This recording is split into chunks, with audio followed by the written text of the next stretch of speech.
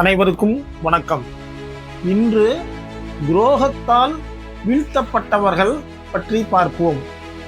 உலகிலேயே ஒளியூட்டியவர் இயேசுநாதர் 30 வெள்ளிக்காசுக்காக யூதாஸ் என்பவரால் காட்டிக் கொடுக்கப்பட்டார்.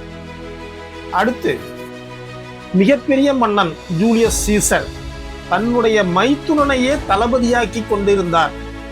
ஆனால் அந்த புரூட்டஸ் தன்னுடைய எதிரிகளுடன் இணைந்து கொண்டு ஜூலியஸ் சீசரை ஒவ்வொருவராக வந்து கத்தியால் குத்தினார்கள்.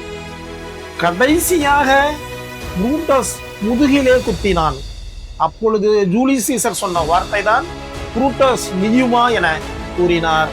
ஜூலியஸ் சீசருடைய கதை அதோடு முடிந்து விட்டது.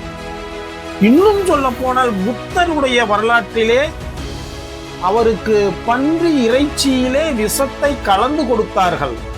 புத்தர் சொன்னார், இந்த உணவு எனக்கு மட்டும் கொடு, மீதி புதைத்து விடு என சொல்லிவிட்டு அந்த பன்றி இறைச்சியை சாப்பிட்டு உயிர் நீத்தார்.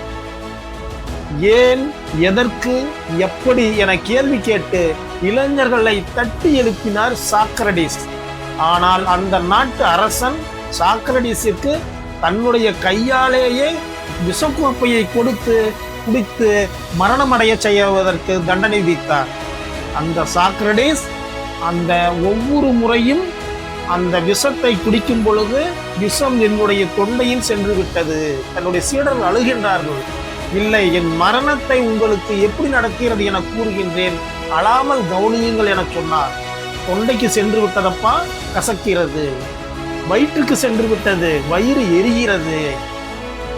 கீழ் சிறுநீரக பகுதிக்கு சென்று விட்டது, இப்பொழுது எனக்கு லேசாக மயக்கம் வருகின்றது என கூறி அந்த மரண சம்பவத்தை அனுபவித்து சொன்னவர்தான் சாக்ரடீஸ்.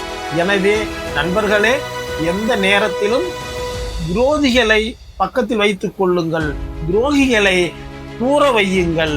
அந்த துரோகிகளால் தான் இந்த சமூகம் இன்றளவும் மகான்களை இழந்து விட்டது. நன்கு புரிந்திருக்கும் என நம்புகின்றேன். நன்றி.